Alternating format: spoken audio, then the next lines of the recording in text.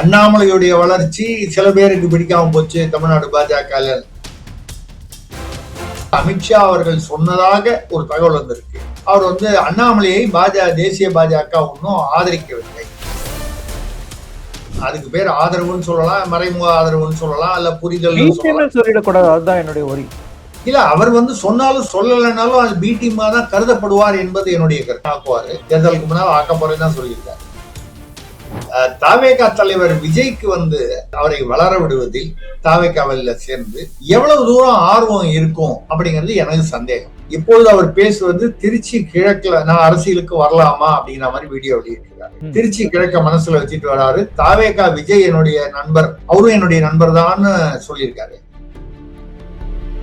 இந்த பக்கம் சிங்கப்படை, அதிரடி படையெல்லாம் விஜய் அவர்கள் சொல்றாரு. அந்த பக்கம் அவருடைய எம்எல்ஏ ஒருத்தரே தப்பு பண்ணியிருக்காரு. இது வரைக்கும் 8 நாள் ஆச்சு. இது வரைக்கும் அவர் பேர்ல வழக்கு பதியல, கைது பண்ணல, நடவடிக்கை இல்லை. அதாவது விஜய் டெல்லி போயிட்டு வந்ததுக்கு அப்புறம் இந்த ராகுல் காந்திக்கு ஸ்டாலின் பேரில் ஒரு புது பாசம் உண்டு. ஏற்கனவே இருந்த பாசம் நடுவுல இப்ப கசப்பாயி திருப்பி அது மீண்டு வந்து விட்டது. இப்ப டெல்லி போயிட்டு வந்ததுடைய அந்த இது என்னன்னு கேட்டீங்கன்னா, இப்படி காங்கிரஸை கழட்டி விடுவதற்காக. இப்ப நமக்கு தெரிகிற இந்த விஷயம் ராகுல் காந்தி அவர்களுக்கும் தகவல் போயிருக்கலாம். இப்போ முதல்வர் விஜய் அவர்களே கையில இதே மாதிரி என்ன மாதிரி ஒரு சகப்பு கயிறு கட்டி இருக்காரு. நெத்தில அரகஜா பொட்டு வச்சிருந்தாரு. அரகஜா பொட்டு வச்சிருக்காரு. அப்ப முதல்வர் அவர்களே முதல்ல இதை வயலேட் பண்ணாருன்னு அர்த்தமா எடுத்துக்கிறதா ராஜ்மோகன் சொல்லுவது. அப்ப ராஜ்மோகன் சொல்லுவதற்கு ஒரு எதிர்ப்பு கிளம்பி இருக்கு.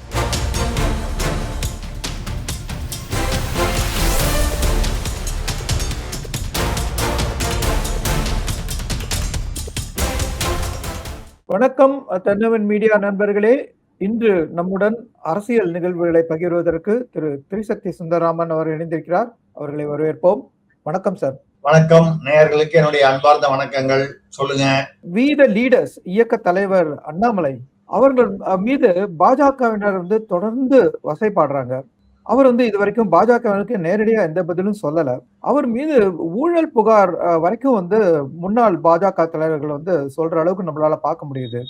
ரஜினியோட அவர் தன்னுடைய முதல் ஸ்பீச்ல ரஜினியை குறிப்பிட்டாரு. இன்னைக்கு ரஜினி ரசிகர் மன்றம் ரஜினி படத்தை எந்த இயக்கமோ எந்த அரசியல் காரணத்துக்காகவோ உபயோகிக்க கூடாது அவங்க ஒரு அறிக்கை கொடுத்திருக்காங்க. சோ அண்ணாமலை தரப்புலயோ பாஜக தரப்புலயோ என்னதான் நடக்குது? நீங்க சொல்ற அந்த அண்ணாமலை மீதான ஊழல் புகார்கள் இல்ல குற்றச்சாட்டுகள் சொல்றது இதுவரைக்கும் தேசிய பாஜக தலைமை அதை பத்தி ஒண்ணும் பேசல.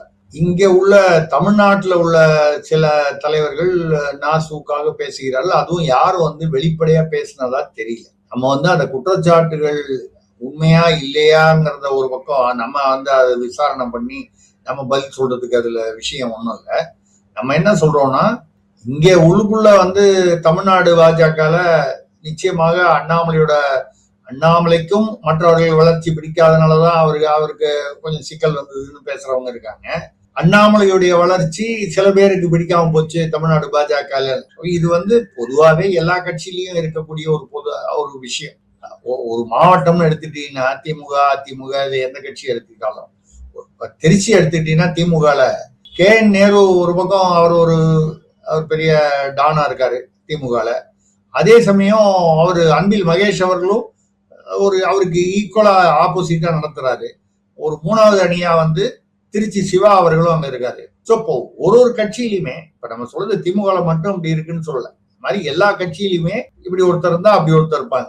இப்போ இதுல அதிமுக எடுத்து பாத்தீங்கன்னா கொங்கு பகுதியில கோவையில வேலுமணி எஸ்பி வேலுமணி அவர்கள் ஒரு பெரிய கொங்கு பகுதியில ஒரு சக்தியா இருக்காரு. சேலத்துல எடப்பாடி இருக்கலாம், பட் அந்த கோவை, பல்லடம், ஈரோடு அந்த மாதிரி இடங்கள்ல அவினாசி எல்லாம் வரும்போது வேலுமணி ஒரு சக்தியா இருக்கும். ஆனா அவருக்கு எதிரில் அங்க வேலுச்சாமி அப்படின்னு ஒருத்தர் இருக்காரு. அவருக்கும் வேலுமணிக்கும் பிடிக்காது. இப்ப கூட வேலுமணி இந்த பக்கம் ஆதரவுன்னு சொல்லி தாவேகா ஆதரவுன்னு வந்த போது உடனே அவரை கூப்பிட்டு முக்கியத்துவம் கொடுத்து எடப்பாடி அவருக்கு முக்கியத்துவம் கொடுத்தார். சோ இப்ப இது என்ன சொல்ல வரோம்னா, எல்லா கட்சியிலையும் எதிர்கட்சியா இருக்கிறவங்களோட உள்ள சண்டையை விட இந்த உள்குத்து சண்டைகள் அதிகமா இருக்குங்கிறது தமிழ்நாடு கட்சிகள், மேபி மற்ற மாநிலங்கள்ல இன்னும் இதே மாதிரி இருக்கலாம், தமிழ்நாட்டுல நிச்சயமா இருக்கு. அந்த மாதிரி பாஜகலயும் இருக்கு. ஒரு விஷயம் என்ன சொல்றோம்னா, அண்ணாமலை இது வரைக்கும் தேசிய பாஜக தலைமையை எதுவும் அமித்ஷா அவர்களையோ இல்ல மோடி அவர்களையோ எதிர்த்தோ இல்ல விமர்சித்தோ எதுவும் பேசல. அவர்களும் அண்ணாமலையை பற்றி ஒன்னும் வெளிப்படையா பேசல. இன்னைக்கு ஒரு செய்தி வந்திருக்கு, அதாவது அமித்ஷா அவர்கள் சொன்னதாக ஒரு தகவல் வந்திருக்கு. அதாவது வீடியோலாம் இல்ல, சொன்னதாக ஒரு தகவல். அவர் அண்ணாமலையை தேசிய பாஜக ஒன்னும் ஆதரிக்கவில்லை. ஏன்னா அதை நயனா நாகேந்திர அதை கோட் பண்ற மாதிரி கோட் பண்ணி பேசியிருக்காரு. அண்ணாமலையை தேசிய பாஜக தலைமை தனியா போய் கட்சி ஆரம்பிங்கன்னு சொல்லல, தனியா இயக்கம் ஆரம்பிங்கன்னு சொல்லல. அப்படி யாராவது நம்பி அந்த மாதிரி அங்க அது போக வேண்டாம், அப்படி யாராவது சொன்னால் நம்ப வேண்டாம் அப்படின்னு சொல்லியிருக்காரு. சோ அதை வச்சு பார்க்கும்போது 2 விஷயம் தெரியுது. கருத்து வேற்றுமை, வெளியில வந்துட்டாரு. ஆனால் சுமூகமாக வெளியில வரணும், அது ஒரு சர்ச்சையோட வெளியில வரக்கூடாது. இந்த இன்ட்ரெஸ்ட், அதாவது இந்த மியூச்சுவல் இன்ட்ரெஸ்ட் அப்படிங்கிற மாதிரி வந்திருக்க மாதிரி தெரியுது. இப்போ கோவையில் இன்னைக்கு கூட வந்துட்டாரு. முதல் தடவையா அவர் இந்த தனி இயக்கம் ஆரம்பிச்சதுக்கு அப்புறம் கோவைக்கு கோவைக்கு போறாரு. அதனால ஏர்போர்ட்ல நல்ல கூட்டம் அவரை ரிசீவ் பண்ணாங்க. எப்படி விஜய்க்கு ஒரு ஒரு பெரிய ஒரு மாஸ் கூட்டம் இருந்ததோ அந்த அளவுக்கு இல்ல, அவரோட கம்பேர் பண்ற அளவுக்கு அண்ணாமலைக்கு கோயிலையோ எங்க போறாரோ அங்க ஒரு கூட்டம் இருக்குங்கிறது உண்மை. இதுக்கப்புறம் அந்த இயக்கம் எப்படி போகுது, இயக்கம் அவர் கட்சி ஆக்குறாரா? கட்சி ஆக்குவார், கட்டாயம் ஆக்குவாரு. தேர்தலுக்கு முன்னால் ஆக்க போறேன்னு சொல்லியிருக்காரு. ஆக்கி வரும்பொழுது அவர் பாஜகவிற்கு எதிரணியாக இருக்க போகிறாரா, இல்லை திமுக தாவேகா? ஏன்னா இப்போ வரைக்கும் அவர் பேசிட்டு இருக்கிறது எதிரிகள் திமுக தாவேகா. அவர் அதிமுக பத்தி பேசவே இல்லை, பாஜகவை பத்தி நிச்சயமா பேசல. அப்போ அவரு ஒரு கால் இப்படி ஸ்டாண்ட் எடுக்கலாமே, பாஜகவை எதிர்க்க வேண்டாம், திமுக தாவேகாவை எதிர்த்து அரசியல் செய்வோம். அப்படி செய்தாலே அது ஒரு விதத்தில் பாஜக ஆதரவு. அதுக்கு பேர் ஆதரவுன்னு சொல்லலாம், மறைமுக ஆதரவுன்னு சொல்லலாம், இல்ல புரிதல் சொல்லிடக்கூடாது. அதுதான் என்னுடைய ஒரி. இல்ல, அவர் சொன்னாலும் சொல்லலைனாலும் அது பி டீமா தான் கருதப்படுவார் என்பது என்னுடைய கருத்து. நான் அவர் பி டீம்னா அது அமித்ஷா ஆசியுடன் அனுப்பி வைத்தார் அப்படிலாம் நம்ம யூகம் பண்ண விரும்பல. அது இல்லைங்கிற மாதிரி சொல்றாங்க. நீங்க என்னதான் பண்ணா கூட இப்போ விஜய் அவர்களுடைய தாவேகாவை ஒரு சிலர், இப்ப நான் உட்பட சில சமயங்களில் திமுகவின் கார்பன் காப்பி, ஏன்னா அப்படியே அவங்க என்ன சொல்றாங்களோ அதே தான் இவரு சொல்றாரு. நீட் தேர்வுல ஆரம்பிச்சு எல்லா விஷயம், மும்மொழி கொள்கை, எல்லா விஷயத்தையும். அப்ப திமுகவுடைய பி டீம் இல்ல காப்பிங்கிறாங்க. இன்னைக்கு ஸ்டாலின் அவர்கள் என்ன சொல்றாரு, திமுக தலைவர், அவரு விஜயுடைய தாவேகா பிஜேபியின் கார்பன் சொல்லியிருக்காரு. எல்லாரும் இன்னொருத்தரை பார்த்து இவர் அவரோட காப்பி, அவர் இவரோட காப்பிங்கிறாங்க. இதுல இருந்து யாருமே ஒரிஜினலா திங்க் பண்ண மாட்டேங்கிறாங்கன்னு தெரியுது. அட்லீஸ்ட் திட்டும் போதாவது ஒரிஜினலா திங்க் பண்ணலாம். பெரிய அரசியல் கருத்துக்கள் எல்லாம் இல்லைன்னா, ஒரிஜினலா இல்லைன்னா கூட எல்லா தலைவர்களும் எல்லா கட்சிகளும் மற்றவங்களை திட்டும் போதாவது கொஞ்சம் ஒரிஜினலா திங்கிங் பண்ணலாம். அது கூட பண்ண மாட்டேங்கிறாங்க. ஸோ அதனால இந்த பி டீம்ங்கிறதெல்லாம் வழக்கமா எல்லாரும் ஒருத்தருக்கு ஒருத்தர் பார்த்து சொல்றது. நீ அவனுக்கு பி டீம், அதிமுக பிஜேபியின் பி டீம்னு சொன்னாங்க, அடிமை கொத்தடிமைகள் அப்படின்னு அப்ப திமுக சொன்னாங்க. சரி, அப்படி இருக்கும்போது மே 4ஆம் தேதி பாஷ்யம் கன்ஸ்ட்ரக்ஷன் ஓனர் வீட்டுல சந்திச்சு அதிமுகவும் திமுகவும், அதிமுக எடப்பாடியை முதலமைச்சராக்கி திமுக ஆதரவு கொடுக்கறதா வந்தது இப்போ வெட்ட வெளியில எல்லாரும் பேச ஆரம்பிச்சுட்டாங்க. இப்படி நடந்தது. ஒரு யூடியூபர் சவுக்கு சங்கர் பேசியிருக்காரு, இன்னும் பலர் பேசியிருக்காங்க, பத்திரிகைகள்லாம் வந்துருச்சு. இந்த தேதியில இந்த இடத்துல உட்கார்ந்து பேசினாங்க. இது நடக்கலைங்கிறது வேற விஷயம். அப்படிதான் திருமாவை முதல்வராக்குவதுன்னு பேசுறாங்க, அதுவும் எடப்பாடி ஒத்துக்கலன்றது. இது சி.வி. சண்முகமும் வேலுமணியுமே முன்னால பேசியிருக்காங்க அந்த நடுவுல பிளவு ஏற்பட்ட போது. ஸோ அப்படி வரும்போது இந்த பி டீம்ங்கிறது எல்லாரும் மற்றவங்களை திட்டும் போது அது ஒரு கெட்ட அர்த்தம் மாதிரி, மற்றவங்களை பார்த்து நம்ம ஏதாவது திட்டணும், அப்படி குறைபாடு சொல்லணும், விமர்சனம் பண்ணணும், திட்டணும்னா இன்னாருக்கு இன்னார் பி டீம் அப்படின்னு ஒருத்தர் சொல்லிக்கிறது. அதான் அது ஒரு பெரிய விஷயமா எனக்கு தெரியல.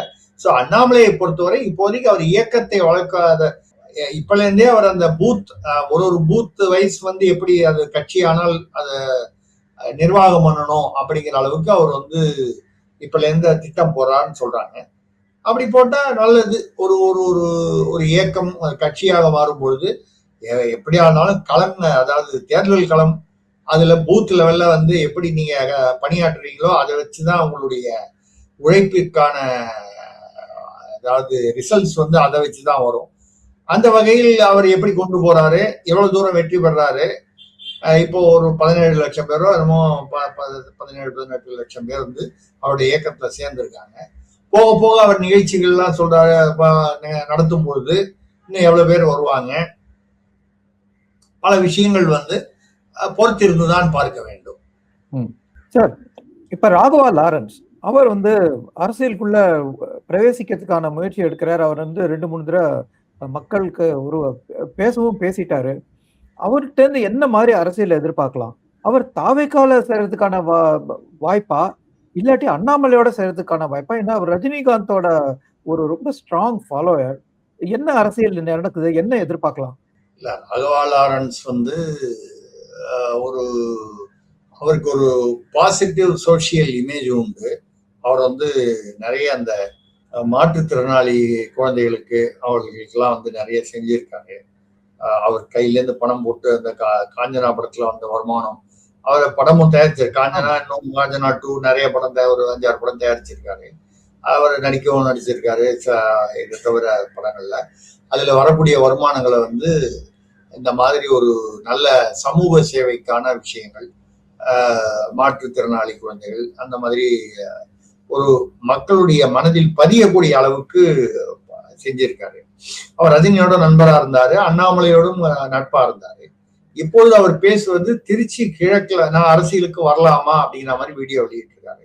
திருச்சி கிழக்க மனசுல வச்சுட்டு வராரு. தாவேகா விஜய் என்னுடைய நண்பர், அவரும் என்னுடைய நண்பர் தான் சொல்லியிருக்காரு. என்னை பொறுத்த வரைக்கும் அவர் is just testing the grounds. அவருடைய இது எப்படி இருக்கும் அப்படின்னு. தாவேகால அவர் ஒன்றும் அபிஷியலா இது வரைக்கும் சேர்ந்ததாகவோ இல்லை. அதே சமயத்துல என்னுடைய கணிப்புல அவருக்கு விருப்பம் இருந்தா கூட தாவேகா தலைவர் விஜய்க்கு அவரை வளர்த்து விடுவதில், இல்லை அவரை வளர விடுவதில் தாவேகாவில் சேர்ந்து எவ்வளவு தூரம் ஆர்வம் இருக்கும் அப்படிங்கிறது எனக்கு சந்தேகம். இதை நான் ஏன் சொல்றேன் அப்படின்னா, நடிகர் அப்படிங்கிற அந்த ஈர்ப்பை வைத்துக் கொண்டுதான் முழுக்க விஜய் என்ற முகத்திற்காகவும் பெயருக்காகவும் தான் அவர் ஆட்சி கட்டிலில் இன்னைக்கு அமர முடிந்தது. அவருக்கு பின்னால ஒரு இளைஞர் சக்தி போன போது யாரு அந்த தொகுதியில நிக்கிறாங்க தாவேகா வேட்பாளர்ங்கிற பேர் கூட தெரிஞ்சுக்காம நேர போய் விசில் சின்னத்துல குத்திட்டு வந்தது காரணம் அந்த வேட்பாளர்கள் இல்லை, அவர்களுடைய அந்த பூத்துல, நம்ம பொதுவாக சொல்லக்கூடிய பூத்துல அவங்க உழைச்சாங்கன்னு அதெல்லாம் ஒண்ணுமே இல்லை, விஜய்ங்கிற ஒரு பேர் தான். இது சரியா தவறா, இப்படி நம்பி ஒரு நடிகரை நம்பி முழுசா ஒரு மக்கள் இறங்கியது சரியா தவறா, அதற்கு காலம்தான் பதில் சொல்ல வேண்டும். ஆனாலும் அது இருக்கு. ராகவா லாரன்ஸ் விஜயோட கம்பேர் பண்ற அளவுக்கு அவருக்கு ஒரு பெரிய அந்த அளவுக்கு மக்கள்கிட்ட, ஒரு இளைஞர்கள்ட்ட ஃபாலோயிங் இல்லையே தவிர, அவருக்கு எந்த ஒரு என்ன சொல்றது லிமிடெட் எடிஷன்ங்கிற மாதிரி ஒரு லிமிடெட் வட்டம் இருக்கு. அந்த வட்டத்தை தாண்டி அவர் இன்னும் மேல வளருவார் அப்படின்னா அங்க என்ன பிரச்சனை வரும்னால், விஜய்க்கு அவர் ஒன்னும் போட்டியா போய் விஜயை தாண்டி போயிருப்பார அப்படி பார்த்துக்க வாய்ப்பு இல்லை. ஆனால் விஜய்க்கு அடுத்தது நம்பர் 2, நம்பர் 3, நம்பர் 4, நம்பர் 5ங்கிறது ஏதோ பிக்சடா இருக்கு. ஆதவர்ஜனா இருக்காரு, அதுக்கு முன்னால புஷியானந்த் இருக்காரு, அருண்ராஜ் இருக்காரு, செங்கோட்டையன் இருக்கு. இப்ப இந்த மாதிரி ஒரு நடிகர்னு வந்தா ஒரு ஒரு பொசிஷனிங் எதிர்பார்ப்பாங்க கட்டாயம். யாரோ ஒரு 234 தொகுதியில ஒரு தொகுதியாவோ, இல்ல எத்தனையோ அமைச்சர்கள் 35 பேர்ல ஒரு அமைச்சராகவோ அப்படி இருக்க விரும்ப மாட்டாங்க. ஒரு தனித்துவம் அவங்க விரும்புவாங்க. அது அந்த சினிமால இருந்து வரும்போது அந்த சினிமால எப்படியெல்லாம் அவர்களுக்கு அந்த ஈர்ப்பு இருந்ததோ அந்த மாதிரி இங்கேயும் எதிர்பார்ப்பாங்க. அப்ப அவர் நம்பர் 2 பொசிஷனுக்கு கிட்டத்தட்ட எய்ம் பண்ணுவாரு. அந்த 2 பொசிஷனுக்கு ஆல்ரெடி 4 பேர் போட்டியில இருக்காங்க. அப்படி இருக்கும்பொழுது விஜய்க்கு அது ஒரு பெரிய தலைவலியாக அமையும் அவருடைய இன்டர்னல் அட்மினிஸ்ட்ரேஷன்ல. அந்த கணக்குல நான் என்ன நினைக்கிறேன்னா, ராகவா லாரன்ஸ் தாவேகால சேரணும்னு விருப்பப்பட்டவர் கூட சேர்ந்தாலும் அவரை உடனடியா திருச்சி கிழக்கிலேயே அங்கே நிக்க வச்சு அவரை ஒரு எம்எல்ஏ ஆக்கி அமைச்சராக்கி எல்லாம் அவசரப்பட்டு விஜய் செய்வதற்கு வாய்ப்பில்லை. ஏன்னா இன்னைக்கு விஜயை தவிர வேற யாருக்கும் அங்க அந்த ஓட் பேங்க் அப்படிங்கிறது விஜய்க்கு மட்டும்தான். ஆதவர்ஜனா கூட இல்ல, புஷி ஆனந்த் அவர்களுக்கு இல்ல, வேற யாருக்குமே இல்லை. அவர்களாம் ஏதோ நிர்வாகிகள் இருக்காங்க, அடுத்த லெவல்ல இருக்காங்க, பேச வேண்டிய இடத்தில் பேசுகிறார்கள், சமயத்துல கொஞ்சம் அதிகமாகவும் பேசி விடுகிறார்கள். அதெல்லாம் தாண்டி ராகவா லாரன்ஸ் போன்றவர்களை கொண்டு வைக்கும் போது இந்த நிறைய இடைஞ்சல்கள் அங்க அந்த என்ன சொல்றது இன்டர்னல் செட்டப்ல ப்ராப்ளம்ஸ் வரும். அதனால விஜய் விரும்ப மாட்டார். அதை மற்றவர்களும் அந்த மற்ற தலைவர்களும், இங்க நம்ம தான் பேசுறோம், ஒரு கட்சியிலுமே ஒரு மாவட்டத்திலுமே 2 குரூப் இருக்கு அப்படின்னு சொல்லி ஒரு கட்சியில அப்படி இருக்கும்போது ஒரு நடிகரை, ஒரு ஓரளவுக்கு புகழ்பெற்ற நடிகரை, பிரபலமான நடிகரை அந்த மாதிரி இடத்துக்கு வரத்துக்கு விஜய் விரும்ப மாட்டார், விஜயுடைய கட்சியும் விரும்பாது அப்படிங்கிறது என்னுடைய கருத்து. அது எப்படி இருக்குன்னு பார்ப்போம் நம்ம. ஓகே. இப்ப நீங்க விஜய் பத்தி பேசுற போது அவர் வந்து இப்ப டெல்லிக்கு 2வது விசிட் பண்ணிட்டு வந்திருக்காரு. ஸோ முதல் விசிட் வந்து ஒரு சம்பிரதாயமான சந்திப்பு அப்படின்னு எடுத்துட்டோம்னா, 2வது விசிட்ல அவர் வந்து நிறைய டிமாண்ட் வச்சிருக்காரு. மோடிட்ட வந்து ஒரு தனிப்பட்ட முறையில ஒரு ரேப்போர்ட்டும் டெவலப் பண்ணியிருக்கிற மாதிரி தெரியுது. ஸோ அத பத்தி என்ன நினைக்கிறீங்க? விஜய் வந்து டெல்லிக்கு கொஞ்சம் நெருக்கமா போறாரா? அதனால அரசியல் விளைவுகள்லாம் எப்படி இருக்கும்? இல்ல, அதாவது முதல் விஷயம் அரசியல் அதெல்லாம் தாண்டி மாநில அரசு மத்திய அரசோடு இணக்கமாக போனால்தான் வேலையாகும். அதுவும் தமிழ்நாடு அரசு இப்ப இதுக்கு முன்னால இருந்த திமுக அரசு கிட்டத்தட்ட 10.7 லட்சம் 10.5 லட்சம் கோடி கடன் வச்சுட்டு போயிருக்கு. இதுக்கு வட்டி மட்டுமே 70,000 கோடி வருஷத்துக்கு. நம்ம ஏற்கனவே பேசியிருக்கோம். ஆண்டுக்கான நமக்கு வந்து வருமான பட்ஜெட்டே வந்து 4.5 லட்சம் கோடி தான். இதுல 2.5 லட்சம் கோடி சம்பளம், பென்ஷன், இந்த வட்டி எல்லாம் போகுது. பாக்கி உள்ள 2.5 லட்சம் கோடி வந்து இந்த இலவசம் எல்லாம் கொடுக்கணும். இந்த இப்ப 1000 ரூபா தான் கொடுத்துருக்காரு. அந்த 2500 பாக்கி 1500 என்ன ஆச்சுன்னு எதிர்கட்சிக்கெல்லாம் கேட்டுட்டு இருக்காங்க. மகளிருக்கு அப்புறம் அந்த தாலிக்கு வந்து 8 கிராம் தங்கம் தரேன், பட்டுப்புடவை தரேன், அப்புறம் 4000 ரூபா வந்து வேலையில்லா பட்டதாரிகளுக்கு, டிப்ளமா ஹோல்டர்ஸ்க்கு வந்து 2000, இப்படிலாம் நிறைய வாக்குறுதிகள் கொடுத்துருக்காரு. இதுல பாதியாவது எல்லாமே அவர் நிறைவேற்றிடுவாரு அப்படின்னா நம்பர் 1 வந்து காசு இல்லை, கஜானா காலியா இருக்கு. சரி, அதை நிரப்புனாதானே எங்கிருந்து நிரப்ப முடியும்? வருமானத்தை அதிகரிக்கணும்னா டாஸ்மாக் கடையும் குறைக்கிறாரு. நான் வந்து குறைக்கிறது தப்புன்னு சொல்றேன். ஏதோ ஒரு 717 குறைச்சிருக்காரு. குறைச்சதுனால டாஸ்மாக் பெரிய வருமானத்துல குறைஞ்சிடாது. இந்த 717 கடையில எவ்வளவு நாளா குடிச்சுக்கிட்டு இருக்கோம் வந்து விட்டுருவா போறான், அது வேற கடைக்கு போய் குடிக்க போறான். அந்த கடையில இது வரைக்கும் 100 ரூபா வருமானம் ஆச்சுன்னா அந்த கடையில இனிமேல் 120 ரூபா வருமானம் வரப்போகுது. ஸோ இந்த 717 வருமானம் வேற கடைகள் மூலமாக அது வசூல் ஆயிடும்னு வச்சு. இதை தவிர வருமானத்தை அதிகப்படுத்துவதற்கான வழிகள் வேற என்ன இருக்குன்னு பார்த்தா புதுசா ஒன்றும் பெரிய அளவுல எதுவுமே கிடையாது. இந்த மாநிலமும் நினைச்சா உடனே வருமானத்தை அதிகப்படுத்துறது இதான் லாட்ரி ஏதாவது ஒரு கால் கொண்டு வரலாம் நினைக்கலாம். ஏன்னா லாட்ரி குடும்பம் உள்ளுக்குள்ள இருக்கிறதுனால லாட்ரி கொண்டு வந்தால் ஒரு காலத்துல தமிழ்நாடு லாட்ரின்னு கருணாநிதி அவர்கள் திமுக பீரியட்ல தான் ஆரம்பிச்சாங்க. தமிழக லாட்ரின்னு இருந்தது. அப்போ ஆல்மோஸ்ட் எல்லா மாநிலத்திலயும் இருந்தது, தமிழ்நாட்டிலயும் இருந்தது. அப்புறம் ஜெயலலிதா வந்துதான் லாட்ரி சீட்டு வந்து அப்படியே கண்ணுக்கே தெரியாம மக்களை அரித்து விடுகிறது. அப்போ 1 ரூபா எனக்கு ஞாபகம் இருக்கு. தமிழ்நாடு லாட்ரி சீட்டு 1 ரூபா. 1 ரூபாய்க்கு இருக்கும் போதே வந்து மக்கள் அப்போ 1 ரூபாங்கிறது பெருசா இருந்தது. இன்னைக்கு 1 ரூபாய்க்கு மதிப்பே இல்லை. அப்ப அந்த லாட்டரியை கொண்டு வருவாங்களா அப்படிங்கிறத பத்தி இது வரைக்கும் சும்மா அங்கங்க அரசு பரசலா பேச்சுகள் உலாவுதே தவிர ஒன்னும் அவங்க அறிவிப்பு எதுவும் பண்ணல. சோ ஆனா வந்து அதனால தமிழ்நாட்டுல லாட்ரி இல்லைன்னு நினைச்சிட வேண்டாம். 1 number lottery, 2 number lottery, 3 number லாட்ரின்னு வந்து சட்ட விரோதமாக வாட்ஸ்அப் குரூப்புகள் மூலமாக எல்லா இடத்துலயும் தமிழ்நாட்டுல எல்லா மாவட்டத்திலையும் இல்லீகலா நடந்துட்டு இருக்கு. எல்லா சமீபத்துல கூட அந்த ஸ்ரீவைகுண்டம் தவேகா எம்எல்ஏ, அவர் பேர் அன்னை சரவணன், அவர் வந்து ஒரு பாலியல் வழக்குல சம்மந்தப்பட்டுட்டார். 2 பேருக்கு வந்து வேலை வாங்கி தரேன், ஒரு நிர்வாகி, தாவேக நிர்வாகி ஒரு பெண்ணும் அவருடைய தோழிக்கும் வேலை வாங்கி தரேன் புஷியானந்த் அமைச்சர்கிட்ட சொல்லி அவர்களை தவறாக பயன்படுத்தி பாலியல் வன்முறை செய்தார் என்று புகார். என்ன அதுன்னா, இந்த பக்கம் சிங்கப்படை, அதிரடி படையெல்லாம் விஜய் அவர்கள் சொல்றாரு. அந்த பக்கம் அவருடைய எம்எல்ஏ ஒருத்தரே வந்து தப்பு பண்ணியிருக்காரு. இது வரைக்கும் 8 நாள் ஆச்சு. இது வரைக்கும் அவர் பேர்ல வழக்கு பதியல, கைது பண்ணல, நடவடிக்கை இல்லை. ஆலந்தூர்ல வந்து ஒரு பெண்ணுகிட்ட ஒரு வீடு புகுந்து அவரும் தாவேகா நிர்வாகின்னு சொல்றாங்க. இன்னொரு இடத்துல மணிகண்டன் சேலம் பக்கத்துல அவர் வந்து பல பெண்களிடம் இதே மாதிரி அவர் இணக்கமாக இருந்து அவர்களுக்கு ஆசை வார்த்தை காட்டி அந்த போட்டோ எடுத்து அதை மறுபடியும் மிரட்டி அவர் பண்றாருன்னு சொல்லி இந்த மாதிரி நிறைய வந்து தாவேகா சம்பந்தப்பட்டவர்கள். அதிரடிப்படையில யாரோ ஒரு கிருபாவோ ஏதோ ஒரு பெண்மணி எஸ்ஐ இருக்க, உதவி ஆய்வாளரா இருக்காங்க. அவங்களோட நகையே காணாம போச்சு அந்த வண்டியில அந்த மண்டலத்துல. இன்னும் அதை கண்டுபிடிக்கல. இப்ப இன்னொன்னு வந்து இந்த அதிரடிப்படையில வந்து ஒரு ஏற்றுக்கொள்ள முடியாத ஒரு விஷயம் என்னன்னா, இது வந்து சினிமா டியூன்லாம் ஆள போறான் தமிழன் அப்படின்னு சொல்லி ஒரு விஜயோட படம் பாட்டு, அப்புறம் சிங்கப்பெண்ணே, இந்த பாட்டுலாம் காவல்துறை வந்து வாசித்தது அரசு விழாவில். அந்த மியூசிக் வந்து அவங்க பீட்ல அந்த பேண்ட்ல வாசித்தது என்னை பொறுத்தவரை தவறான ஒரு முன்னுதாரணம். அரசு விழா விளம்பரமா முடிஞ்சு போச்சு. இல்ல அது விளம்பரமான விழாவா இருக்கும்போது தவறான முன்னுதாரணமா இருக்கு இல்லையா? அது வந்து அவரை முதல்வரை திருப்திப்படுத்த வேண்டும் என்பதற்காக முதல்வர் நடித்த படத்திலிருந்து போடுறீங்கன்னா நாளைக்கு யார் வந்தாலும் அப்புறம் எதை வேணாலும் போடலான்னு ஆயிடும். சினிமா பாட்டு போடலாம், வேற மாதிரி ஒரு அப்புறம் கொஞ்சம் போச்சுன்னா அந்த கோயில் எல்லாம் வந்து திருவிழான்னு சொல்லி கடைசியில பாத்தீங்கன்னா ரெக்கார்ட் டான்ஸ் குத்தாட்டம் போடுவாங்க. அந்த மாதிரி காவல்துறை அரசு விழாக்களில் நடக்க ஆரம்பிச்சிருச்சுன்னு வைங்க, அது ஒரு தவறான முன்னுதாரணமா இருக்கும். இதெல்லாம் இருக்கு இல்ல. அதுல என்ன சிங்க அதிரடிப்படையில ஒரு பெரிய மைனஸ் பாயிண்ட்னா இவருடைய அந்த திட்டத்துல அவங்க ரோட்ல தப்பு பண்ணவன கொண்டு வந்து நேரம் வந்து மகளிர் காவல் நிலையத்துல கொண்டு விட்டு போயிடுவாங்க. அனைத்து மகளிர் காவல் நிலையத்துல இல்ல பொதுவான காவல் நிலையங்கள்ல புலன் விசாரணை இன்வெஸ்டிகேஷன் அந்த காவல் ஏற்கனவே அங்க இருக்க அவங்க தான் பண்ணணும். அதுக்கப்புறம் வழக்கு போடுறது, கேஸ் எஃப்ஐஆர் மட்டும் இல்லாம ப்ராசஸ் பண்ணி சார்ஜ் ஷீட் கோர்ட்டை போடுறது, அந்த வழக்கை நடத்தணும். இதெல்லாம் வந்து அவங்க தான் பண்ணுவாங்க. இந்த சிங்கப்படை வந்து அதை பண்ணாது. அவர்களுக்கு அந்த பொறுப்பு கொடுக்கப்படவில்லை, அந்த அதிகாரம் கொடுக்கப்படவில்லை. பட் இந்த அதிகாரம் கொடுக்கப்படவில்லை, அது எவ்வளவு தூரம் ஒர்க் அவுட் ஆகும்?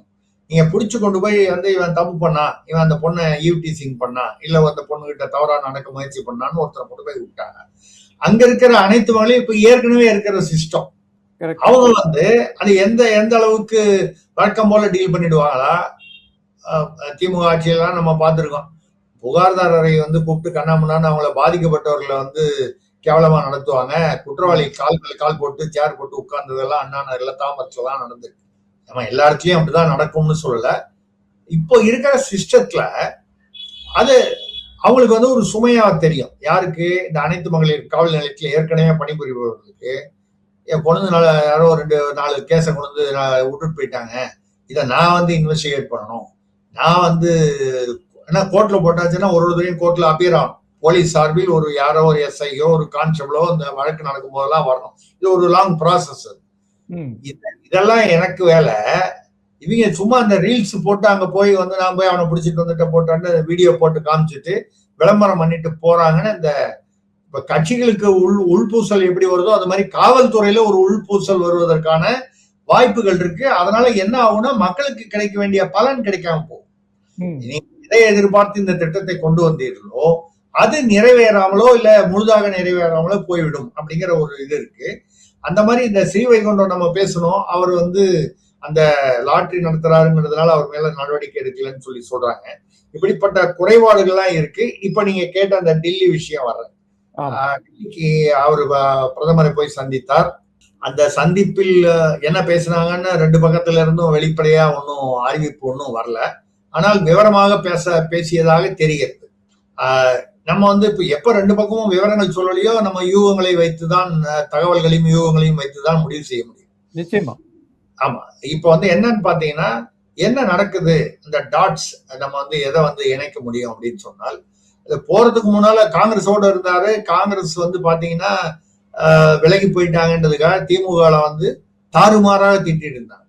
ஆமா, ரொம்ப மோசமாக. அது 3 நாளைக்கு முன்னால முரசொலி பத்திரிகையில வந்து அவரை ராகுல் காந்தியை வந்து இரட்டை நாக்குடையவர், அப்புறம் கெட்ட புத்தியாளர், நம்பிக்கை துரோகி, பச்சோந்தி, இப்படி கண்ணாமுன்னான்னு திட்டிருந்தாங்க. அந்த அளவுக்கு விலகி போயிட்டாங்கன்ற அந்த கசப்பு வந்து அவர்களுக்குள்ள இருந்து, அது ஏன் இவ்வளவு வருஷமா வந்து இந்த கசப்பை உள்ள வச்சுக்கிட்டு வேலை பார்த்தாங்க, இப்ப ஏன் திடீர்னு வெளியில வருது? அதுதான் அரசியல்னு விட்டுட்டு போக வேண்டியதான். இன்னைக்கு ஒன்னா இருக்கும்போது ஒண்ணு பேசுவாங்க, நாளைக்கு பிரியும் போது வேற மாதிரி பேசுவாங்கன்றது அரசியலில் சாதாரணம். சரி, அப்படி நடந்தது அப்படின்னு சொன்னால், இவர் டெல்லிக்கு போயிட்டு இவர் திரும்பி வந்ததுக்கு அப்புறம் இண்டி கூட்டணியில வந்து தாவேகா உள்ள வரணும்னு ராகுல் காந்தி விருப்பப்படுறாரு. அதாவது காங்கிரஸ் விருப்பப்படுது. திமுக என்ன வந்து சொல்லுது, பாஜக காங்கிரஸ் அல்லாத ஒரு 3வது அணி ஒன்று உருவாக வேண்டும். அப்படின்னா என்ன? இண்டி கூட்டணியில இருந்து நாங்க வெளியில வரப்போறோம், இல்ல இண்டி கூட்டணியை கலைச்சிருங்க, இல்ல நீங்களே அப்படியே வச்சுக்கிட்டாலும் நாங்க அதுல வரல அப்படிங்கிற ஒரு ஸ்டாண்ட் எடுக்கிறாங்க. தாவேகா உள்ள வந்துச்சு இண்டி கூட்டணியிலன்னா திமுக அங்க இருக்காது. இது ஒரு எல்லாரும் எதிர்பார்க்கிற ஒரு விஷயம். ஆனால் இப்படி இருக்கக்கூடிய இந்த சூழ்நிலையில் திடீர்னு ராகுல் காந்தி என்ன சொல்றாருன்னா, திமுக வந்து நான் வந்து இவரை பினராயி விஜயனோட தோல்ல கட்டி அணைக்க முடியாது, ஆனா ஸ்டாலின் அப்படி இல்லை. அதாவது விஜய் டெல்லி போயிட்டு வந்ததுக்கு அப்புறம் இந்த ராகுல் காந்திக்கு ஸ்டாலின் பேரில் ஒரு புது பாசம் உண்டு. இல்ல அதாவது ஏற்கனவே இருந்த பாசம் நடுவுல இப்ப கசப்பாயி திருப்பி அது மீண்டு வந்து விட்டது, அந்த பாசம் மீட்கப்பட்டு விட்டது, மீண்டு வந்து விட்டதுன்னு சொல்லக்கூடிய இது ஏன் வருது. அதுக்கப்புறம் சொல்றாரு, எதிர்கட்சிகளோடு இணைந்து திமுக வந்து என்னைக்குமே இந்தியா என்கிற கோட்பாட்டின் பின்னால வந்து நிற்பாங்க அப்படிங்கிறது எனக்கு நம்பிக்கை இருக்கு. அப்போ all is not well on the other side. TVK Congress அந்த அந்த கூட்டணி இருக்காங்க, 2 அமைச்சர்கள்லாம் இருக்காங்க, 5 சீட் இருக்கு, சப்போர்ட் இருக்கு. ஆனா ஆல் இஸ் நாட் வெல். அந்த எப்போ 5 சீட்டு தானே சார் முக்கியம். அந்த 5 சீட்டுக்கு வந்து தாவேக்கா தான் ஏற்பாடு பண்ண முடியுமா? அங்கதான் வர்றேன். சோ அப்போ இப்ப திடீர்னு வந்து இந்த 5 சீட்டு போயிடுச்சுன்னா என்ன பண்ணுவாங்க? ரைட், முதல்ல வந்து 2 அமைச்சர்கள் இருக்காங்க. உடனே நாளை காத்தால வந்து நான் வந்து விலகி போறேன்னு சொல்ல முடியாது. 2 அமைச்சர்களுக்கான பதவி போயிடும். ரொம்ப வாராது வந்த மாமணி அப்படின்னு சொல்லுவாங்க. அது மாதிரி 1967க்கு அப்புறம் எத்தனை வருஷம் கழிச்சு, கிட்டத்தட்ட 59 60 வருடங்களுக்கு பிறகு அவர்கள் வந்து காங்கிரஸ் வந்து தமிழ்நாட்டில் அதிகாரத்தில் பங்கெடுக்க 67ல ஆட்சியை பறி கொடுத்த போது திமுகவிடம். அதற்கு அப்புறம் இப்பதான் இதான் வந்து இந்த அமைச்சர்களோ இவங்களோ விரும்ப மாட்டாங்க இங்க இருக்கிறவங்க. பட் இது இவங்களுடைய முடிவு இல்லை. தேசிய அளவுல என்ன அரசியலோ அதுதான். என்ன அப்படின்னு கேட்டீங்கன்னா என்ன சொல்றாங்க அப்படின்னா, இதெல்லாம் கோத்து பார்த்தால் இண்டி கூட்டணியில இப்ப விஜய் வரலன்ட்டாரு. இண்டி கூட்டணியில போனா அப்ப காங்கிரஸோட இன்னும் கொஞ்சம் ஓட்டிக்க வேண்டி வரும், அது வரலங்கிறாரு.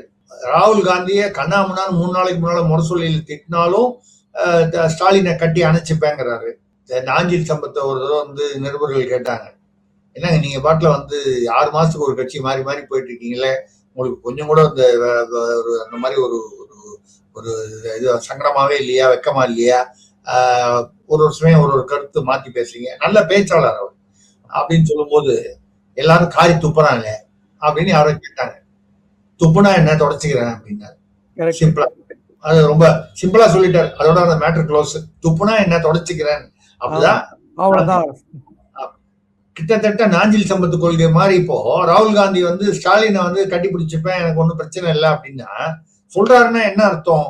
அப்ப மறுபடியும் திமுகவுடைய கூட்டணியில் இணைய வேண்டிய சந்தர்ப்பம் வரும் போல இருக்கிறதே, அதற்கு இப்பவே நம்ம வந்து ஒரு லீடு ஒன்று போட்டு வைக்கணும் அப்படிங்கிற மாதிரி தெரியுது. சரி, இது ஏன் வருது? ஏன்னால் அங்க வந்து இது எந்த சமயத்துல வருது? கரெக்டா விஜய் அவர்கள் முதல்வர் டெல்லி போய் பிரதமரை பார்த்து பேசிட்டு வராரு.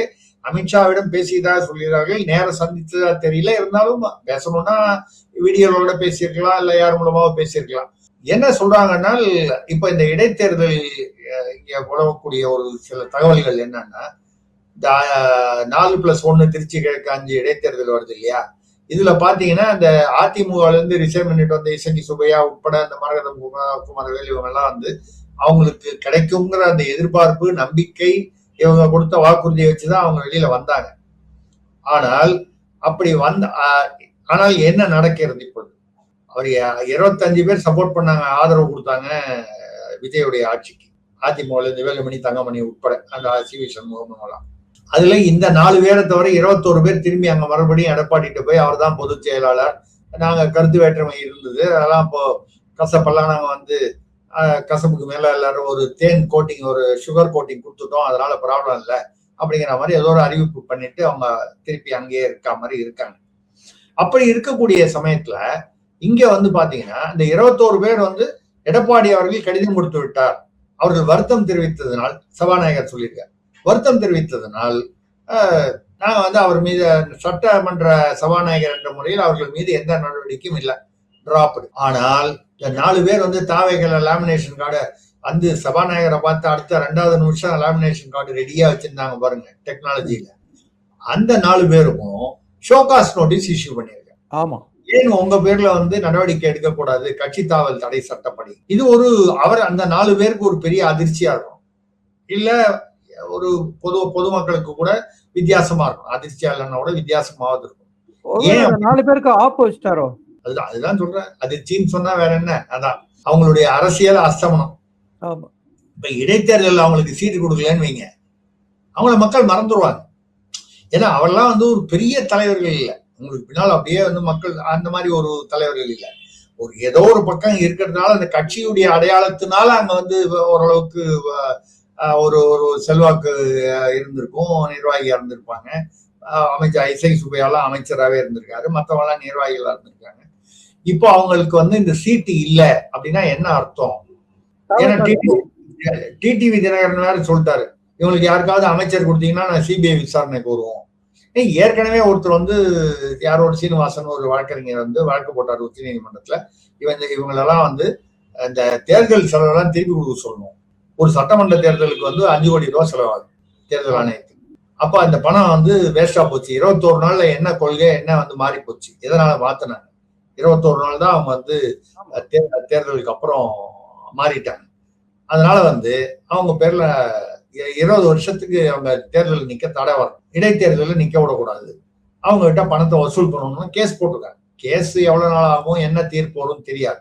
ஆனால் இப்படி ஒரு சிக்கலில் வந்து இந்த 4 எம்எல்ஏவை நிக்க வச்சு, அதுல நான் ஏற்கனவே நம்ம ஒரு தடவை பேசியிருக்கோம்.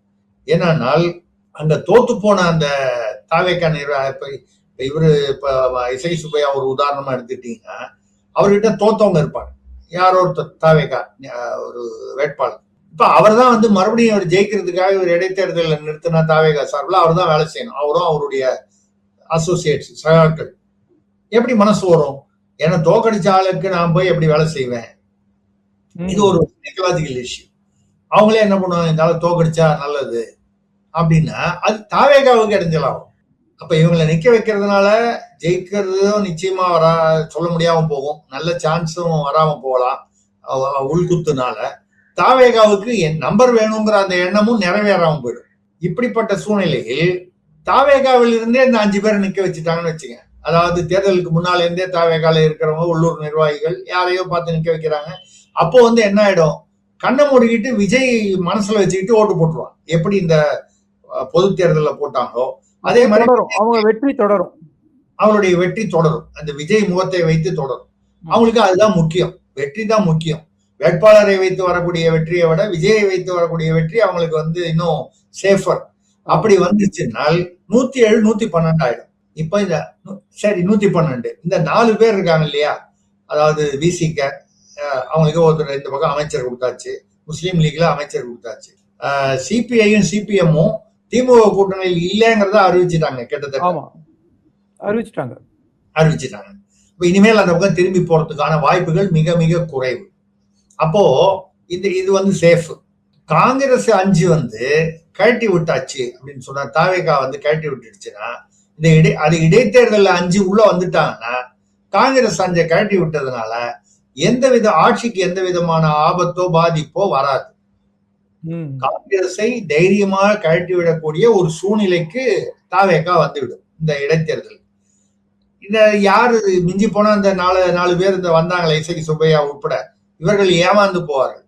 இவர்கள்ட்ட வந்து உங்களுக்கு ஏதாவது வந்து உள்ளாட்சியில ஏதாவது உங்களுக்கு தர்றேன் போறேன் வரேன் ஏதாவது ஒண்ணு சொல்லி அதை ஒப்பேத்திக்கலாம். இதை தாண்டி அவங்க வந்து இல்ல நான் தாவேக்கால இருந்து வெளியில போறேன்னு சொன்னதுனாலயும் ஒன்னும் ஆயிர போறது இல்லை.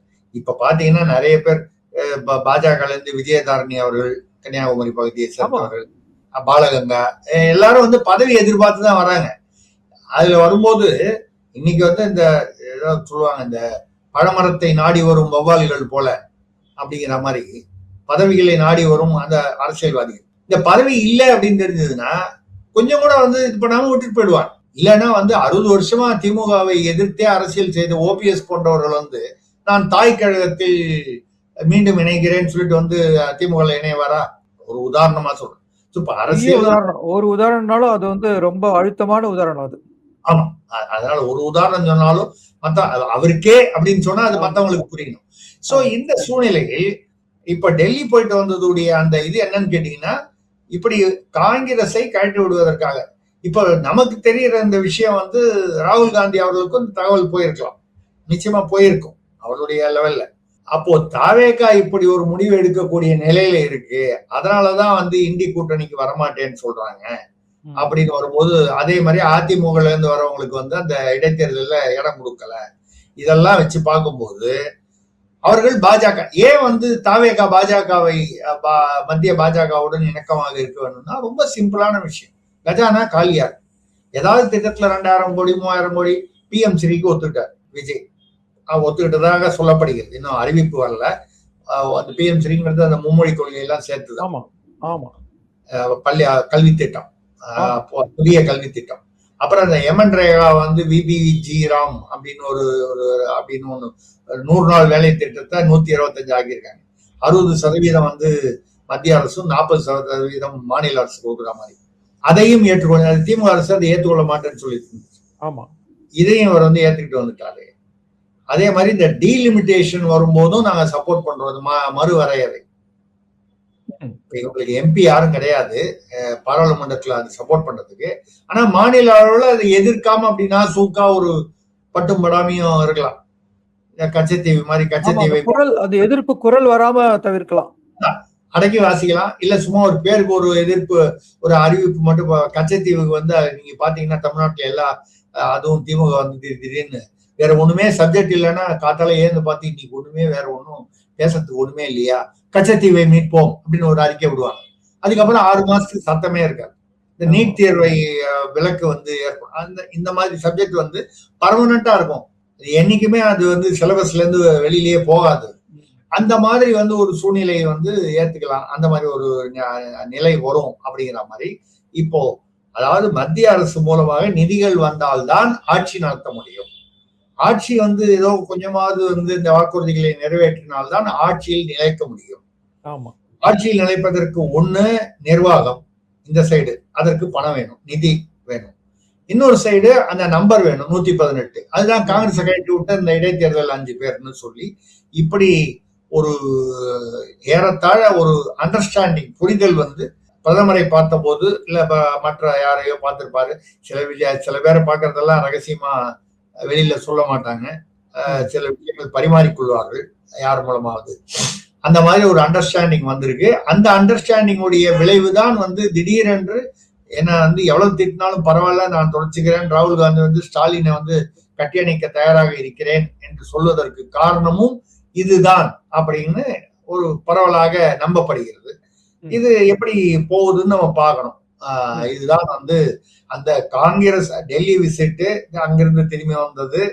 இதனால் வந்து இந்த ஆனால் உடனடியாக எதுவுமே எதிர்பார்க்க முடியாது. ஏன்னா இந்த இடைத்தேர்தல் நடந்து முடிஞ்சு அவங்க வர வரைக்கும் இந்த காங்கிரஸ் உடைய ஆட்சி தேவை அவங்களுக்கு.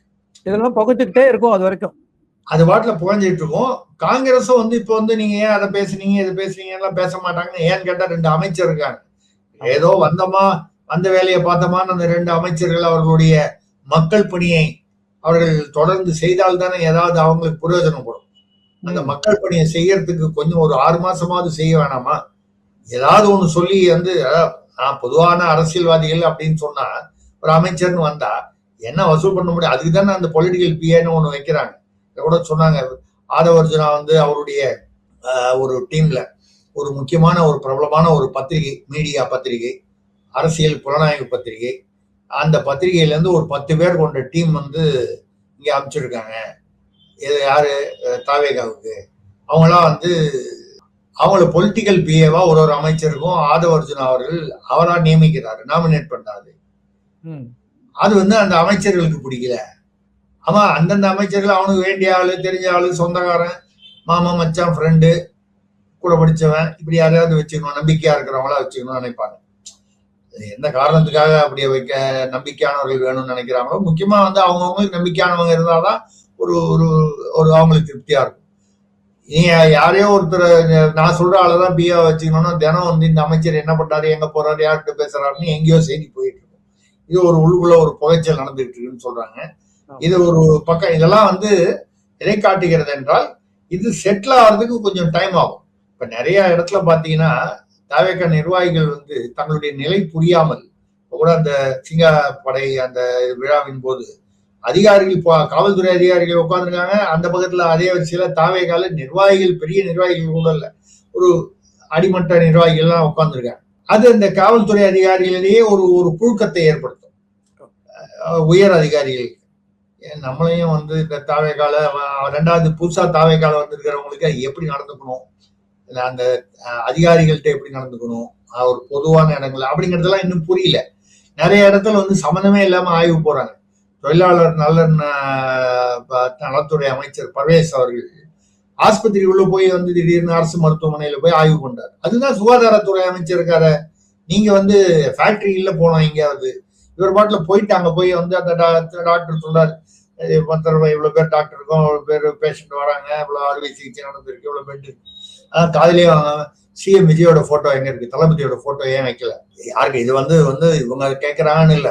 மா சுப்பிரமணியம் வந்து சுகாதாரத்துறை அமைச்சரா இருக்கும்போது ஒரு ஆஸ்பத்திரியில போய் அவரு கேட்டாருன்னு போது அது ஒரு சர்ச்சையாச்சு. அவர் அமைச்சர் பள்ளிக்கல்வித்துறை அமைச்சர் ராஜ்மோகன் அவர்கள் வந்து பேசும்போது அவர் என்ன சொல்லியிருக்காருன்னா, இந்த சாதி ரீதியான மத ரீதியான அடையாளங்களோட கல்வி வளாகங்களுக்குள்ள யாருமே வரக்கூடாது. இது ஒரு சர்ச்சைக்குரிய விஷயம். ஏன்னு கேட்டீங்கன்னா, இன்னைக்கு சாதி ரீதியானன்னு சொல்லிட்டீங்க, அது கொஞ்சம் ஓரளவுக்கு ஏற்றுக்கொள்ளக்கூடியது. ஏன்னா பல இடங்கள்ல கிராமங்கள்ல இன்னும் பள்ளிகள் எல்லாம் பாத்தீங்கன்னா, இந்த கலர் கட்டினா இந்த ஜாதி, இந்த கலர் கயிறு கட்டினா இந்த ஜாதி, அது அப்படி ஒரு வித்தியாசம்.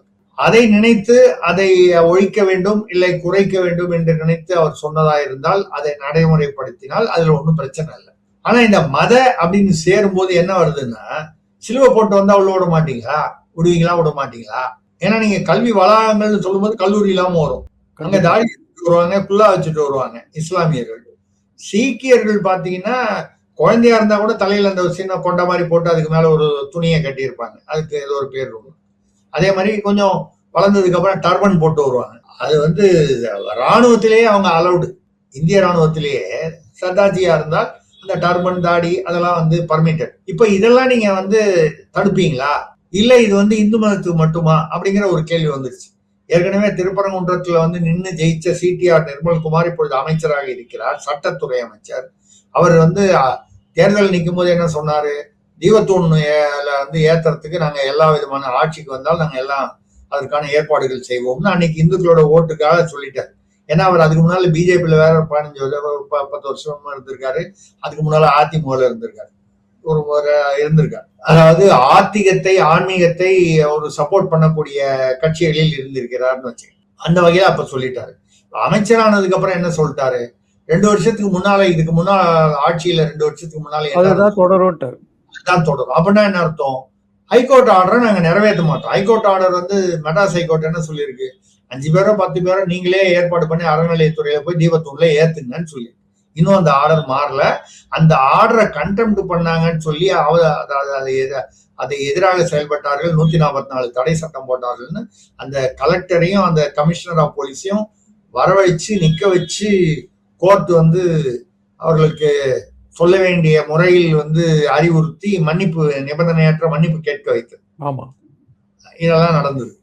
அப்படி இருக்கும்பொழுது சட்ட அமைச்சரே கிட்டத்தட்ட அவர் என்ன சொல்றாரு, சென்னை உயர்நீதிமன்றத்துடைய அந்த தீர்ப்பை நாங்கள் நடைமுறைப்படுத்த மாட்டோம்னு சொன்னதாதான் அர்த்தம். வருஷம் முன்னால் உள்ள நிலைமைதான் தொடரும்னு சொன்னா அதான் அர்த்தம். ஒரு சட்டத்துறை அமைச்சர் நீதிமன்றத்துக்கு உட்பட்டு சட்டம்ங்கிறது அந்த நீதிமன்றங்கள் அவர் கீழே வருது. அப்படிப்பட்ட ஒரு அமைச்சர் அவர் வந்து சட்டம் படித்தவர் வேறு. அப்படி இருக்கும்போது அவர் இப்படி பேசலாமான்றது ஒரு பக்கம் போக, இந்த மத ஜாதி ரீதியான இந்த இதெல்லாம் வந்து போட்டு வரக்கூடாது அப்படின்னு சொன்னால், இப்போ முதல்வர் விஜய் அவர்களே கையில வந்து இதே வரை என்ன மாதிரி ஒரு சகப்பு கயிறு கட்டி இருக்காரு, நெத்தியில வந்து அரகஜா பொட்டு வச்சிருக்காரு. அப்ப முதல்வர் அவர்களே வந்து முதல்ல இதை வயலேட் பண்ணாருன்னு அர்த்தமா எடுத்துக்கிறதா ராஜ்மோகன் சொல்லுவது. அப்ப ராஜ்மோகன் சொல்லுவதற்கு ஒரு எதிர்ப்பு கிளம்பி இருக்கு. அது மட்டும் இல்லாம அவர் என்ன பண்ணார், ராத்திரி 12 மணிக்கு போய் எழும்பூர் தர்கால போய் அந்த சந்தனக்கூடு உருசுன்னு சொல்லுவாங்க, அந்த மலர் போர்வை போத்துவாங்க. அது போத்தத்துல ஒன்றும் தப்பு இல்லை. அதனால வந்து இப்போ நாகூர் தர்காவுக்கு வந்து எத்தனையோ இந்துக்கள் போறாங்க, வேளாங்கண்ணி மாதா கோயிலுக்கு வந்து எத்தனையோ இந்துக்கள் போறாங்க, நம்பிக்கை உள்ளவங்க போறாங்க. இதெல்லாம் வந்து மத நல்லிணக்கம், நல்ல விஷயம் தான். ஆனா ராத்திரி 12 மணிக்கு போனாருங்கிறது கொஞ்சம் வித்தியாசமா பார்க்கப்படுகிறது. அதே மாதிரி அவர் ஜேசிடி பிரபாகரன் அவர்கள் சபாநாயகர், அவர் வந்து ஒரு கிறிஸ்தவ சுவிசேஷ கூட்டம், மத போதகர் கூட்டத்தில் அட்டன் பண்ணி பேசுறாரு. அவர் ஒரு கிறிஸ்தவர். அவர் கிறிஸ்தவ கூட்டங்களுக்கு போறதோ தேவாலயத்துக்கு போறதோ யாரும் வந்து தடுக்க முடியாது, ஏன்னு கேட்க முடியாது, அது அவருடைய உரிமை. ஆனால் சுவிசேஷ கூட்டம் என்பது அதாவது மத மாற்றம் அந்த மாதிரி வரக்கூடிய விஷயங்கள் இருக்கிற இடத்துல கூடிய வரைக்கும் சர்ச்சைக்குள்ள வர அந்த மாதிரி போகாம இருக்கலாம். அவர் வன்னி அரசு கூட வந்து அவரும் அந்த கூட்டத்துல கலந்துகிட்டு இருக்காரு, அந்த சுவிசேஷ கூட்டத்துல. அவர் சொல்லும் போது வேற வந்து சர்ச்சையா வந்து இவங்கெல்லாம் ஏதாவது அந்த மக்களிடம் கைத்தட்டல் வாங்க வேண்டும்னு பைபிள்ல என்ன சொல்லியிருக்கோ அதுதான் சட்ட அமைப்புல சொல்லியிருக்கு. இந்திய சட்ட அமைப்புல பைபிள் எத்தனையோ நூற்றாண்டுகளுக்கு முன்னால் எழுதப்பட்டது. இந்திய சட்ட அமைப்பு அம்பேத்கர் தலைமையிலான ஒரு குழுவினால் வடிவமைக்கப்பட்டது. பைபிள்ல இருக்கிறது தான் இல்ல சொல்லியிருக்கிறேன். பொதுவா சொல்லலாம், ஒன்றும் தப்பு ஒன்றும் பெரிய அவர் சொன்னது வந்து நம்ம வந்து குறைபாடுன்னு சொல்லல, விமர்சனம் பண்ணணும்னு சொல்லல. தேவையில்லாத ஒரு கம்பாரிசன். பைபிள்லயும் நல்ல விஷயங்கள் சொல்லியிருக்கு. இந்திய சட்ட அமைப்பு, ஏன்னா இந்திய சட்ட அமைப்பு அம்பேத்கர் தலைமையில் வந்து பண்ணும்பொழுது அது இன்னைக்கு எடுத்து பாத்தீங்கன்னா அதோட முதல் படத்திலேயே இல்ல அட்டப்படத்திலேயே ராமர் பட்டாபிஷேக படம் வச்சுதான் இருக்கு. ஆமா, உள்ளுக்குள்ளேயும் நிறைய வந்து கடவுளுடைய இந்து கடவுளுடைய படங்கள்லாம் உள்ளுக்குள்ள விஷ்ணு மகாவிஷ்ணு இதெல்லாம் இருக்கு. எங்க இந்த சட்ட அமைப்பு, அந்த கான்ஸ்டியூஷன், இந்தியன் கான்ஸ்டியூஷன், இதை யார் அமைச்சா? அம்பேத்கர் தலைமையில. பட் அவர் மட்டும் இல்ல, கிருஷ்ணமாச்சாரியா யாரோ அந்த மாதிரி ஒரு 4-5 பேர் தான், ஒரு 5 பேர், அதாவது சட்ட வல்லுநர்கள். அதுல அம்பேத்கர் தலைமை மூத்த உறுப்பினராக இருந்தார். தாவேகா தலைமையிலிருந்து விஜய் அவர்களே வந்து ஜேசிடி பிரபாகர் அவரையும் வன்னியரசு அவர்களையும் அழைத்து வந்து அறிவுறுத்துவதாக இன்னைக்கு தினமலர் பத்திரிகையில செய்தி வந்திருக்கு. இப்படி சுவிசேஷ கூட்டத்துல எல்லாம் ஓப்பனா போய் நீங்க கலந்துக்கிட்டீங்கன்னா அது வேற சில தூண்டிவிடும், சில சர்ச்சைகளை தூண்டிவிடும். அது அந்த மாதிரி வேற பைபிள்ல இருக்கிறது தான் சட்ட அமைப்புன்னு சொன்னா இப்ப நான் சொல்லுவேன்ல, சட்ட அமைப்புல ராமர் இருக்கு, நீங்க பைபிள்ல இருக்குன்னு. தவறில்லை, பைபிள்ல எவ்வளவு நல்ல விஷயங்கள் சொல்லியிருக்கோம். ஒரு பைபிளோ இல்ல குரானோ எந்த ஒரு மத நூலுமே அதுல வந்து நமக்கு மற்றவர்களுக்கு ஏற்றுக்கொள்ள முடியாத விஷயங்கள் இருக்கலாம். நான் அதுக்குள்ள போகாம நல்ல விஷயங்கள் நிச்சயமாக இருக்கும். அதோடைய நோக்கம் வந்து ஒரு நல்ல நோக்கமா இருக்கும், ஒரு கோட்பாடு, ஒரு ஒழுக்கம், இதுக்காக. அப்புறம் நாளடைவில் அதுல வந்து கொஞ்சம் கொஞ்சமா மாறி அது திணிக்கப்பட்டு சில விஷயங்கள் மாறி இருக்கலாம்.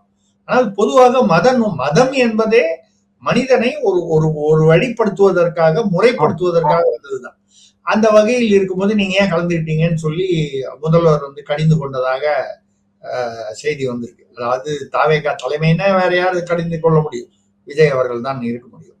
இப்படி நடந்து கொண்டிருக்கிறது. அரசியல் இப்படிதான் போய்கிட்டு இருக்கு. ஆனால் இந்த டெல்லி விசிட் வந்து ஒரு கேம் சேஞ்சராக இருக்கும் போல தெரியுது. இப்போ போயிட்டு வந்த டெல்லி விசிட். ஆனால் இது வந்து நீங்க வந்து இதை வந்து இந்த இடைத்தேர்தல் வரை நீங்க வெயிட் பண்ணிதான். இந்த கேம் சேஞ்சர்ங்கிறது வந்து நாளை காலையிலேயே மாறிடாது. கொஞ்சம் கொஞ்சமாக இது மாறி காங்கிரஸை வந்து அந்த கூட்டணியிலிருந்து அல்லது ஆட்சி அதிகாரத்திலிருந்து அவர்களை விலக்கக்கூடிய ஒரு சூழ்நிலை வந்தால் அப்பொழுது களம் மாறும். இப்ப கூட அதிமுகல இருந்து நிறைய பேர் திமுக வந்திருக்காங்க. அதிமுகல இருந்து சில பேர் வந்து தாவேகாவுக்கு வந்திருக்காங்க. வேலுமணியும் தங்கமணியும் கூட திமுகவுல சேர்றதுக்கான முயற்சி எடுத்துக்கிறதா ஒரு தகவல் வருது. அது முழு விவரமே தெரியணும். ஆனால் அதை நான் வந்து அப்படி அது தவறு என்று நம்ம மற்றவங்க எழுதினதை நம்ம சொல்ல முடியாது. ஆனால் என்னுடைய கருத்தில் அது நடக்காது. ஏன்னா நான் எப்படி யோகம் பண்றனோ எல்லா பத்திரிகைகளுக்கும் அதே மாதிரி ஊடகங்களுக்கு வந்து அந்த உரிமை இருக்கிறது அந்த வகை. ஆனால் அது சரியாக இருக்காது, அது நடக்க வாய்ப்பில்லை அப்படின்னு நான் ஏன் நினைக்கிறேன்னா லாஜிக் என்னன்னா, இப்பதான் வந்து ஓபிஎஸ் வந்தாரு, ஒரு பேர் என்ன வைத்திலிங்கம் வந்தாரு. வைத்திலிங்கம் பேர்ல திமுக அரசு தான் வந்து சொத்து குவிப்பு 29 கோடி வைத்திலிங்கம் பேர்ல அவர் மனைவி பேர்லயும் வழக்கு போட்டுருக்காங்க. சொத்து குவிப்பு வழக்கு திமுக பீரியட்ல போட்ட வழக்கு. அது வந்து கிட்டத்தட்ட தீர்ப்பு வர ஒரு சூழல்ல இருந்தது. அதுவும் தீர்ப்பு வந்து வைத்திலிங்கத்துக்கு எதிராக வரக்கூடிய ஒரு சூழலில் இருந்தது. அவர் அந்த சமயம் அதை மனதில் வைத்துதானோ என்னவோ தெரியல, அவர் வந்து ஓபிஎஸ்க்கு முன்னாலேயே அவர் வந்துட்டார். அவர் வந்ததுக்கு அப்புறம் தான் ஓபிஎஸ் அதை ஒட்டி தான் வச்சு வந்த உடனே பிப்ரவரி மாதம் இந்த தேர்தலுக்கு முன்னால் 2 மாதத்துக்கு முன்னால் இதே திமுக அரசு, அது முன்னால் அதாவது இந்த திமுக அரசு அதை வாபஸ் வாங்கிவிட்டு அரசு தானே, டிவிஏசி தானே, எது உண்மை எது ஊழல்ங்கிறதெல்லாம் அவசியம் இல்ல.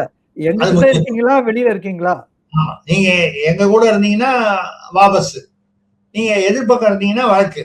இது ஒரு அரசியல். இது நம்ம இது சரியில்லை, அது ஆரோக்கியம் இல்லைன்னா கூட அது அப்படித்தான்.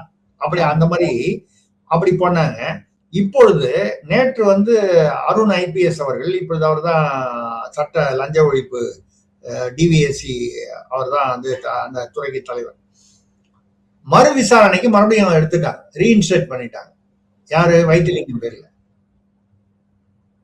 அவர் குற்றவாளியா இல்லையா, அது எவ்வளவு தூரம் அது அதுல ஆதாரங்கள் இருந்தது, இதெல்லாம் விட்டுருவோம். ஏன் எடுத்தாங்க? ஏன்னா அவர் திமுக இருக்கார். ஆமா. அப்போ வேலுமணி பேர்ல ஏற்கனவே சொத்து குவிப்பு வழக்குகள், சில ஊழல் வழக்குகள்லாம் இருக்கு. தங்கமணி பேர்லயும் இருக்கு. வேலுமணி பேர்ல கொஞ்சம் அதிகமா இருக்கு, இவர் பேர்லயும் இருக்கு. இப்ப போய் திமுகவுக்கு வந்தாங்கன்னா தாவேக அரசு என்ன பண்ணும்? வைத்திலிங்கம் பேர்ல போட்ட அதே மாதிரி வழக்குகளை திருப்பி போடும். அப்படி இருக்கும்போது வேலுமணியும் தங்கமணியும் அந்த ரிஸ்க் எடுப்பாங்களான்னு கேட்டால் என்னை பொறுத்தவரை எடுப்பதற்கு வாய்ப்பில்லை. இப்பதான் வெளியில ஏதோ கொஞ்சம் ஒரு மாதிரியா ஒரு பேட்சப்ல போய் திருப்பி அங்க போய் எடப்பாடியோட ஒட்டியிருக்காங்க. இந்த சமயத்தில் திமுகவிற்கு வழக்குகளை சம்பாதிக்க அவர்கள் விரும்ப மாட்டார்கள் என்பதால் அதற்கு வாய்ப்பு இல்லை என்பது என்னுடைய கருத்து.